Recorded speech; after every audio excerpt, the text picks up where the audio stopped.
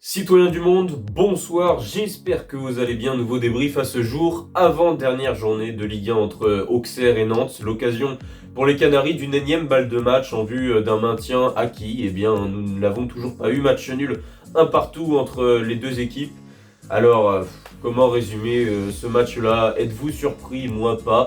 En cette fin de saison, je pense que je suis rentré en paix avec moi-même tellement je suis bon sur les pronos du FC Nantes. La semaine dernière, j'avais vraiment vu une défaite des Canaries et en allant dans Lyon cette semaine, je m'attendais à un match nul tout simplement parce que je crois que ce FC Nantes est très prévisible.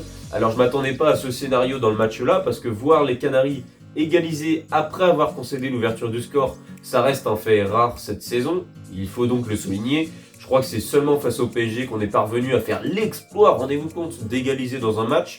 Mais bon, le FC Nantes a quand même pris un point. Le FC Nantes, du coup, garde, on va dire, les cartes en main en vue du dernier match. Un nul suffirait pour se maintenir en Ligue 1 par la toute petite porte. Un nul face à Montpellier lors de la dernière journée. Évidemment, j'espère une victoire comme un symbole. Ils annoncent très beau la semaine prochaine à la Beaujoire. Le stade fera le plein. J'espère vraiment que Nantes va faire le travail contre cette équipe de Montpellier qui travaille déjà, c'est classique pour la saison prochaine en Ligue 2 et qui se fait balayer par tout le monde en Ligue 1. Donc j'espère vraiment que Nantes sera capable de prendre les 3 points face à ce Montpellier-là. Dans le même temps, les autres résultats, ça aurait pu mal tourner, surtout au vu de la première mi-temps. Angers est allé gagner à Strasbourg. Alors ça ne me surprend pas trop quand je vois comment Angers joue ces dernières semaines, à savoir avec 30% de possession, un jeu très très bas, c'est ce qu'ils avaient également fait contre nous à moindre mesure bien sûr, et puis des contre-attaques qui sont bien exploitées. Tu rajoutes à ça un peu de confiance. Les voilà vainqueurs 2-1 à Strasbourg. Le Havre a failli jouer un mauvais tour à l'OM jusqu'aux dernières minutes et un coup de magie de Mason Greenwood qui sauve peut-être finalement ce FC Nantes là. On s'en sort plutôt bien. Saint-Etienne est certes allé gagner à Reims, mais le point du FC Nantes face à Auxerre change quand même un petit peu la donne, puisque ça permet au FC Nantes de s'assurer que Saint-Etienne ne recollera pas, donc le FC Nantes ne pourra plus être relégué définitivement dans le pire des cas. Néanmoins, la place de barrage reste problématique si Nantes perd face à Montpellier et que le Havre gagne. Donc ça reste quand même un cas qui reste très probable, mais dans la mesure où Nantes joue contre Montpellier et le Havre joue à Strasbourg, qui est en pleine course pour la qualif à la Ligue des Champions, je me dis quand même que les Canaries ont largement la place de se maintenir en Ligue 1. Et là, si on ne se maintient pas avec le scénario de cette fin de saison, c'est vraiment que personne au club a envie de se maintenir. C'est qu'aucun joueur n'a envie de rester en Ligue 1 visiblement. Mais bon, ça c'était pour faire un petit résumé de la situation après ce match. Parlons donc désormais de la rencontre. J'ai vu des Nantais en début de match, comme d'hab, avec plein de bonnes attentions pendant les 5-10 premières minutes, avant que le château de cartes s'écroule très rapidement. On est habitué, les 10 premières minutes, c'est toujours un peu un leurre, tu sais. Tu te rapproches de ta télé, tu dis « Ah, ça y est, enfin un bon match !» Et non, finalement, on se rend rapidement compte qu'on retrouve ce vieux bloc hybride avec 5 défenseurs, compo à 5, il y avait 111 en piston gauche, il y avait Sorba Thomas qui faisait son grand retour en piston droit. Ça aussi encore une super idée de Antoine Comboiré, la gestion de Sorba Thomas sur l'année. Alors là on pourrait en écrire un roman tellement c'est... Voilà quoi, c'est catastrophique, je crois que j'ai pas d'autres mots. Donc voilà, au milieu de terrain, une surprise quand même, la présence de Francis Coquelin en tant que titulaire. On sait qu'il traîne quelques pépins physiques, donc le voir titulaire, ça m'a fait du bien pour les yeux, et puis ça m'a fait kiffer parce que c'est vraiment un joueur que j'aime bien.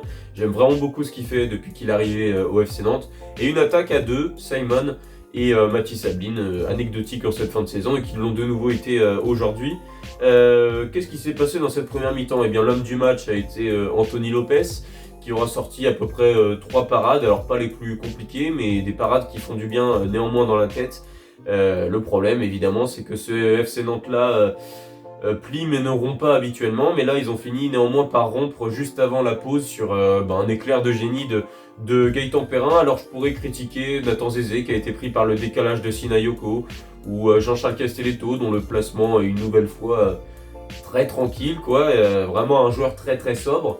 Mais je ne vais que m'incliner devant la beauté du geste de Gaëtan Perrin, qui est vraiment un joueur, je trouve, cette saison. Pour faire une petite parenthèse auxerroise, Gaëtan Perrin, vous savez, qui n'a pas forcément été retenu par Lyon lorsqu'il a été formé, il est passé par la nationale et tout. Il est arrivé à Auxerre, il est monté petit à petit. Ligue 2, Ligue 1, on a vu que c'était trop juste pour la Ligue 1, il retourne en Ligue 2, il explose tout, et là, de retour en Ligue 1 cette année, c'est comme un bon vin qui arrive un peu à maturation, et là, on sent qu'il est au prime de sa vie, on sent qu'il est en paix avec lui-même, que tout ce qu'il tente, c'est couronné de succès, il a des stats incroyables sur l'année, à l'image de cette équipe d'Auxerre, qui est certainement une des équipes révélations de la saison.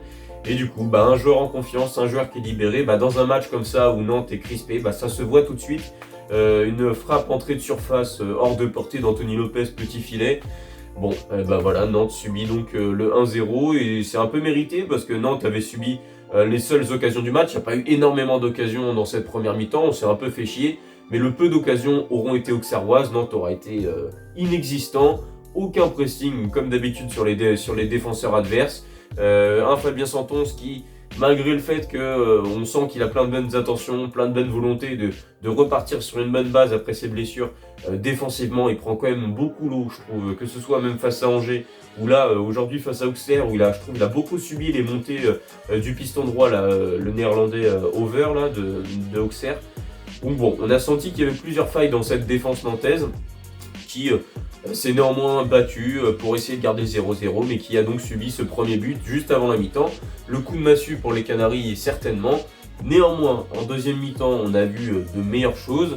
Nantes n'a pas changé sa compo, Nantes n'a pas forcément changé ses ambitions offensives, mais il y avait une mini-révolte. Alors il y a eu un petit rush à la Ablin, mais un Ablin version fatiguée, donc le rush a néanmoins fini sur une frappe dans les bras de Donovan Léon sans trop gros danger.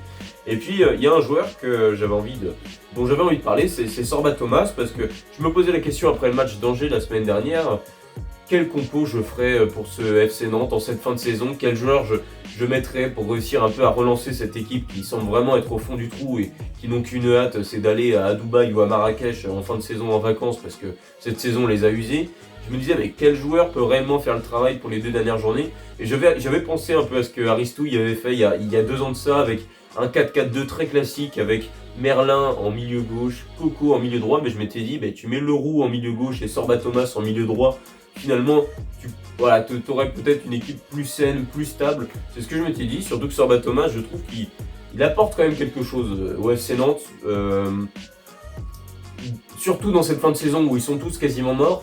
Sorba Thomas, il a un peu cet aspect nonchalant, frustré de ne pas avoir réussi en Ligue 1. Mais bon, je trouve qu'il apporte quelque chose. Alors déjà, il a plus de foot que beaucoup de joueurs qui ont plus joué que lui cette saison à Nantes. Et puis surtout, il a souvent pas été au bon poste. L'avantage de la deuxième mi-temps, c'est que comme Nantes se devait d'égaliser, comme Nantes se devait de marquer, il s'est réellement retrouvé en milieu droit et plus trop en piston droit / latéral, ce qui n'est pas du tout son poste. Et là, le fait de le voir monter un peu plus, avec l'apport de Coquelin, de Chirivella qui arrive quand même globalement à aller chercher facilement les ailes, ça a apporté quelque chose. Et puis comme un symbole finalement, Nantes est parvenu à égaliser 2 minutes après l'entrée de Louis Leroux. C'est le jeune Canari qui va égaliser sur son premier ballon, il me semble, et c'est la différence est faite par Sorba Thomas sur son côté droit. Sorba Thomas qui aura beaucoup centré, souvent en vain, on sent qu'il y a beaucoup trop de précipitation, qu'il a un jeu stéréotypé, il a énormément de défauts, hein, le Gallois, surtout pour la Ligue 1, mais là il s'est enfin décidé à aller percuter un peu plus, à travailler le latéral adverse, à savoir Gideon Mensah. Il reste sur son pied droit évidemment, il fait un centre à ras de terre qui traverse tout le but auxerrois, et le seul joueur en mouvement dans la surface, que ce soit côté nantais ou côté auxerrois, le seul joueur en mouvement dans la surface est celui qui est récompensé, à savoir Louis Leroux. Alors, ça peut paraître justement être un but anecdotique, à savoir que Louis Leroux a fermé au deuxième poteau et a quasiment marqué dans le but vide, ou du moins, voilà, quoi, il a juste mis son pied en opposition pour conclure dans une zone où il était obligé de marquer. Néanmoins, pour moi, c'est tout un symbole cette action. Regardez sur le centre, il y a 4 joueurs nantais dans la surface. Il y en a un qui arrive de l'extérieur, c'est Louis Leroux au second poteau. Sinon, il y a 3 joueurs nantais qui sont Ablin, Simon et Mohamed dans la surface, qui, comme les dernières semaines sur tous les centres nantais, ils sont là et ils regardent. Voilà, hop, ils attendent. Et puis si ils se rendent compte que le ballon arrive un peu sur eux, ils commencent à se dire, tiens, je vais peut-être aller au duel avec le défenseur adverse pour essayer d'obtenir quelque chose. Mais ils ne bougent pas. Comment veux-tu trouver des décalages sur des centres s'il n'y a pas de mouvement? Comment veux-tu que le centreur parvienne à trouver une zone isolée si tu restes collé au défenseur adverse, sans bouger? Et les 3 joueurs, comme un symbole, c'est les 3 qui terminent la saison d'une très mauvaise façon. Simon, Ablin et Mostafa Mohamed. Quand on écoute les journalistes, ils disent « Oh non, on va quand même pas descendre en Ligue 2, vous avez vu les joueurs qu'ils ont, ils ont Simon, Ablin, Mohamed. » Mais c'est quasiment nos 3 pires joueurs sur les 2 derniers mois, franchement. Ils sont vraiment à la ramasse. Et comme le jeu d'Antoine Comboiré est très stéréotypé, toujours basé sur des centres, des centres, des centres, des centres et encore des centres, et que ces 3 joueurs-là ne bougent pas, bah Nantes ne marque pas, tout simplement. Nantes ne peut pas marquer sur des attaques placées. Et là, c'est quand même parvenu grâce à du mouvement. Dans un premier temps, celui de Sorba Thomas qui allait percuter, et Louis Leroux qui est arrivé comme une flèche dans la défense auxerroise, qui ne l'ont vraiment pas vu venir, qui est venu fermer au second poteau. Deuxième but, mine de rien, en 3 mois pour Louis Leroux, qui, je pense, vient fermer certains clapets dans le sens où on en a plus que besoin. Louis Leroux, le mettre sur le banc, c'est une anomalie. Là, on peut se dire coaching gagnant. Moi, je vois surtout l'aspect que Leroux, à 19 ans, il couche beaucoup de vieux briscards dans ce FC Nantes-là, par son implication, par sa fraîcheur et juste par sa générosité. Même ne serait-ce que son attitude suite à son but, où il va voir la Brigade Loire tout enragée, en disant « Allez les gars, on y retourne, on va gagner ce match ». Bon, au final, il s'est rien passé après, pendant 30 minutes, on s'est fait chier. Mais l'attitude était là. Louis Leroux, en tout cas, a complètement dynamisé cette équipe nantaise. Et puis son égalisation intervient évidemment à un moment assez clé pour le FC Nantes, puisque ça permet tout simplement de prendre un point à Auxerre. Qu'est-ce que je peux dire dans la suite du match? Nantes s'est contenté de défendre. Anthony Lopez a sorti une claquette de plus devant Sinayoko, une autre devant le Canadien Théo Bair en toute fin de match. Donc ça me permet de faire directement une passe décisive pour mes tops et mes flops. Mes tops, Anthony Lopez, bien qu'il ait jamais eu d'arrêt incroyable à faire. Alors si je dis des arrêts incroyables, c'est aussi parce qu'on vient d'assister à une semaine de Ligue des Champions où on a vu des gardiens complètement fous sortir des arrêts dingues entre Yann Sommer, Donnarumma, etc. Donc là, c'était pas des arrêts fous comparé à ce qu'on a vu cette semaine, mais c'était des arrêts plus que décisifs. Il a fait largement son match. Donc voilà, Anthony Lopez pour moi c'est même globalement le meilleur nantais, ce qui n'est jamais forcément bon signe de mettre le gardien à ce niveau-là. Autre top, Sorba Thomas, sa générosité a fini par payer et je maintiens qu'en milieu droit, c'est lui qu'il faut mettre parce que déjà c'est son poste et parce que il apporte quelque chose néanmoins dans les ambitions offensives du FC Nantes. Ça nous permet d'avoir un autre circuit d'attaque, c'est-à-dire que Chirivella derrière lui ou Coquelin derrière lui pour pouvoir lui donner le ballon, comme ça a été le cas suite à une récupération de l'Espagnol sur le but de Louis Leroux, eh bien ça permet au FC Nantes de ne plus systématiquement aller chercher Moses Simon de l'autre côté, et du coup ça a permis de casser un peu ce jeu stéréotypé, et ça m'a beaucoup plu. Sorba Thomas, je le mets en top, il a beaucoup fait de centre, il en a beaucoup raté, il a beaucoup de défauts, mais ça a fini par payer aujourd'hui, et ça me fait penser un peu à ces passes D qu'il avait fait contre Monaco, où c'est quand même diablement efficace, là, ces ballons un peu à rater dans la bonne zone, dans la surface, sans parler de sa qualité de coup de pied arrêté qui est quand même bien meilleure que celle de Moses Simon. Donc voilà, Sorba Thomas, je le récompense pour son match. Et puis alors le dernier top, je voulais mettre Francis Coquelin, parce que j'ai trouvé que globalement la plupart des Nantais ont raté leur match dans l'ensemble, mais Coquelin, de par son engagement, sa science du placement et son expérience, à mes yeux, a été le meilleur milieu nantais aujourd'hui. Donc voilà, je le récompense pour son bon match également. Et j'espère le voir également face à Montpellier, parce qu'aujourd'hui, il fait clairement partie des 5-6 meilleurs joueurs nantais actuellement. À savoir, là je pense on peut mettre Douglas, Lopez avec lui, Leroux peut-être éventuellement même, si on se rend compte. Et puis ouais, derrière il doit y avoir Coquelin également. Et peut-être Zézé par intermittence. Nathan Zézé que je vais néanmoins mettre parmi mes flops sur ce match-là. Alors, je ne vais pas revenir sur ce que j'ai dit suite au match face au PSG, où je trouve que depuis qu'il est revenu de blessure, Nathan Zézé, il y a une forme d'assurance en plus dans son jeu. On sent qu'il s'affirme dans cette défense, il met plus d'engagement, il met plus d'envie. Mais alors par contre, parfois, il y en a limite trop, quoi. Il y a trop de bonne volonté et ça devient trop brouillon. Il a une perte de balle qui coûte très cher au FC Nantes. Suite à une récupération où il essaie d'intercepter le ballon, il renvoie le ballon dans les pieds de Wouzou qui en une touche va donner à Ahmed Traoré de l'autre côté, et je crois que ça conclut sur une frappe de Ahmed Traoré sortie par Anthony Lopez. Bref, il a fait plusieurs erreurs qui auraient pu coûter très cher au FC Nantes. Bon voilà, je l'ai trouvé plus friable défensivement, moins fiable, donc voilà. Nathan Zézé, je voulais le mettre parmi les flops, même si Et Castelletto et Palois n'ont pas fait un match non plus incroyable à ses côtés. Palois aura fait quelques interventions décisives. Quand Nantes joue bas, Palois se plaît évidemment à être à la baston dans la surface. Là, du coup, il a eu quelques interventions intéressantes de ce point de vue-là. Castelletto, sobre, même si j'ai trouvé qu'en fin de match, surtout en deuxième mi-temps, il s'est un peu fait trop bouffer par Sinayoko par moment. Mais bon, très sobre, ni bien, ni catastrophique, juste sobre moins, quoi, en gros. Donc voilà. Les deux autres flops, Fabien 111, je trouve qu'il est, comme je l'ai dit, il a beaucoup de bonne volonté. Offensivement, il a plus d'apport que n'importe quel latéral. Mais le fait de jouer sur son mauvais pied en piston gauche, un poste qui n'est pas le sien, je trouve que ça met encore plus en lumière ses difficultés défensives. Depuis qu'il est revenu de blessure, c'est encore pire. On savait déjà quand il était arrivé à Nantes que de base c'était un piston droit et que en tant que latéral défensivement il avait quelques limites.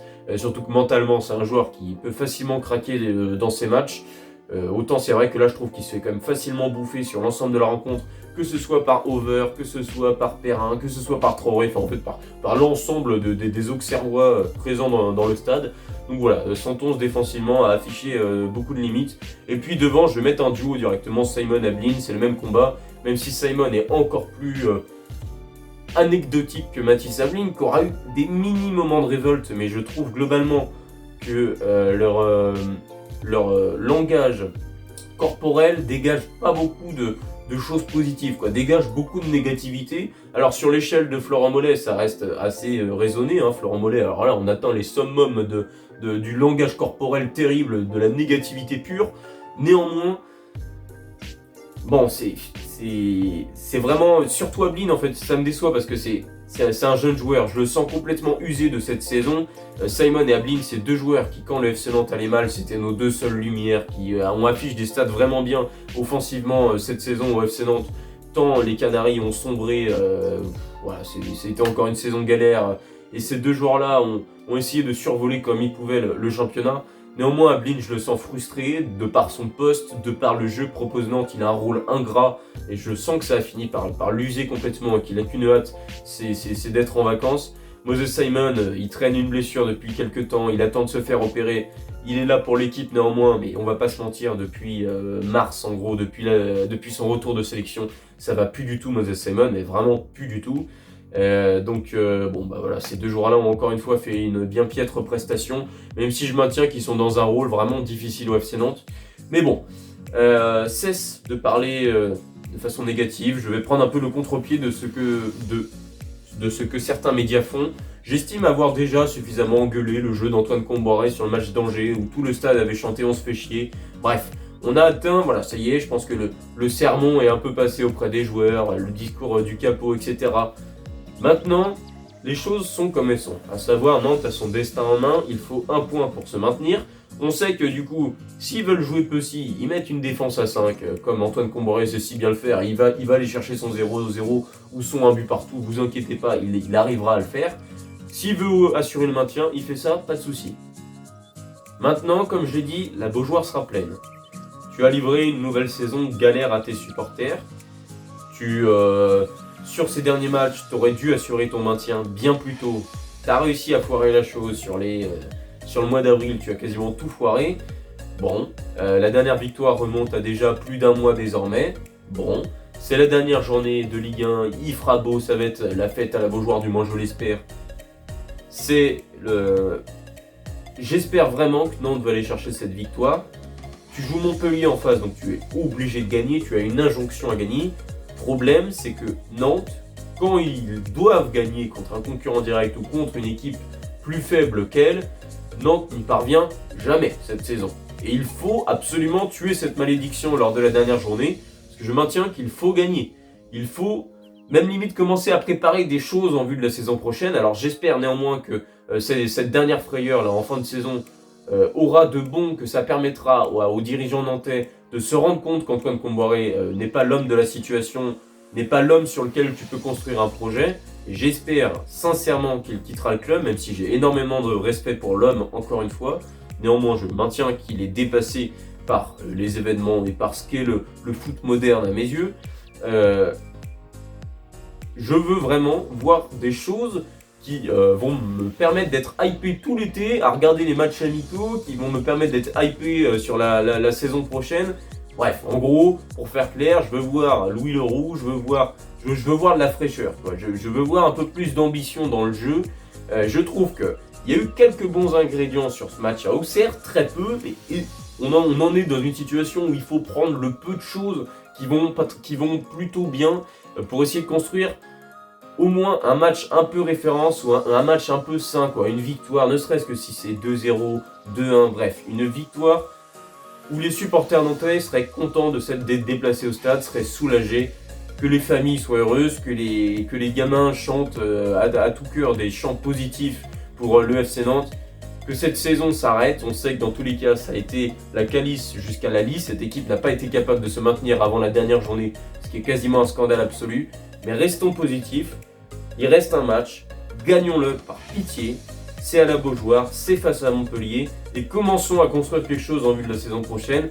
Restons positifs pour le moment, allons chercher ce maintien, on parlera après, on verra l'avenir d'Antoine Comboré par la suite. Mais pour le moment, voilà, vraiment focus sur ce match-là, moins de pression, plus de jeu, plus de circuits de passe, plus de recherche, et voilà, quoi, gagner, quoi, par pitié, gagner, et avec la manière. Donc voilà. Fin de mon joli discours. Là, j'avoue que je me suis pris un peu pour un romancier d'une autre époque, mais ça m'a fait plaisir. En tout cas, j'espère que ce débrief vous aura plu. Si c'est le cas, n'hésitez pas à me le dire dans l'espace commentaire et à vous abonner à ma chaîne YouTube. Allez, ciao tout le monde.